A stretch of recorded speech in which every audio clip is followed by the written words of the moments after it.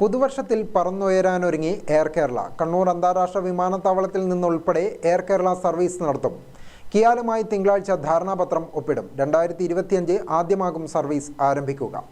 Cochin international airport ലിമിറ്റഡിന്റെ സബ്സിഡിയറായി register ചെയ്ത കേരള സർക്കാർ പ്രൊമോട്ട് ചെയ്യുന്ന എയർലൈൻ പദ്ധതിയാണ് എയർ കേരള.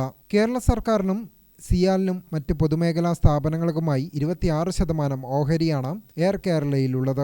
ഒരു സംസ്ഥാന സർക്കാരിന്റെ പ്രാഥമിക പങ്കാളിത്തമുള്ള ഇന്ത്യയിലെ ആദ്യത്തെ എയർലൈനും എയർ കേരളയാണ്. കണ്ണൂർ വിമാനത്താവളത്തിൽ നിന്നും എയർ കേരള സർവീസ് ആരംഭിക്കുന്നതിന്റെ മുന്നോടിയായുള്ള ധാരണാപത്രം തിങ്കളാഴ്ച ഉച്ചയ്ക്ക് 12-ന് ഒപ്പുവെക്കും. കണ്ണൂരിന് പുറമെ കൊച്ചി, തിരുവനന്തപുരം, കോഴിക്കോട് അന്താരാഷ്ട്ര വിമാനത്താവളങ്ങളിൽ നിന്നായിരിക്കും മറ്റു സർവീസുകൾ.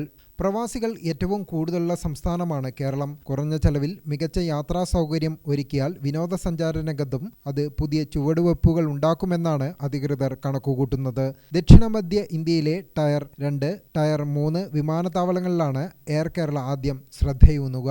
അന്താരാഷ്ട്ര റൂട്ടിൽ അനുമതിയായി കഴിഞ്ഞാൽ Thailand, Vietnam, Malaysia, UAE, Saudi Arabia, Qatar തുടങ്ങിയ റൂട്ടുകൾക്ക് മുൻഗണന നൽകാനാണ് കമ്പനി അധികൃതരുടെ തീരുമാനം. ആഭ്യന്തരമായി ഡൽഹി, മുംബൈ, ബംഗളൂരു, ഹൈദരാബാദ് എന്നിവയെ ടയർ 2 നഗരങ്ങളുമായി ബന്ധിപ്പിക്കാനും പദ്ധതിയുണ്ട്. എയർ കേരള സർവീസ് ആരംഭിക്കുന്നത് കിയാലിന് പ്രതീക്ഷയാണ് സമ്മാനിക്കുന്നത്. ഗ്രാമിക ന്യൂസ്, മട്ടന്നൂർ.